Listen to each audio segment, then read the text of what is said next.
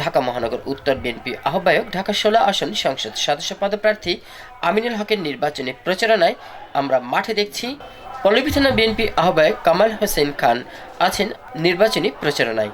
আজকে নির্বাচনী বিষয়ে কথা বলছি ঢাকা মহানগর উত্তর পল্লবী থানা বিএনপি আহ্বায়ক কামাল হোসেনের সাথে। আসলে আমিনুল হক এই এলাকার মাটি ও মানুষের সন্তান।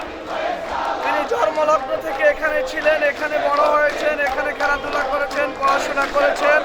এই এলাকার মাটি এবং মানুষের সাথে তার সম্পর্ক রয়েছে। আজকে যে গণজোয়ার দেখতেছেন, যে জনপ্রিয়তা দেখতেছেন, এটা হচ্ছে তার সততা, যোগ্যতা এর বহিঃপ্রকাশ। তিনি দীর্ঘদিন যাবত এলাকা সততার সহিত যে বসবাস করে আসতেছেন এবং মানুষের সুখে দুঃখে যখন যার যে প্রয়োজন তিনি মানুষের পাশে ছুটে গিয়েছেন।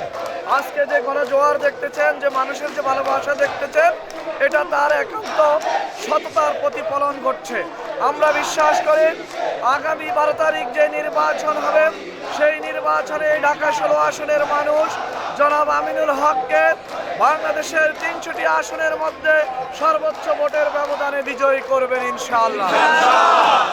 কারণ আমিনুল হকের প্রতি ঢাকা 16 আসনের মানুষের আস্থা, ঢাকা 16 আসনের মানুষের প্রতি বিশ্বাস। এই ঢাকা 16 আসনের মানুষ অত্যন্ত সচেতন। তারা মনে করে তাদের আস্থাভাজন ব্যক্তি জনাব আমিনুল হক, যার উপর আস্থা রাখা যায়, যাকে বিশ্বাস করা যায়, যিনি অতীতেও কোনো রকম সরকারি সুযোগ সুবিধা না নিয়ে মানুষের দোর গোড়ায় গিয়ে মানুষের কাছে সমস্ত নাগরিক সেবাগুলো পৌঁছিয়ে দিয়েছেন আজকের এই আমিনুল হক।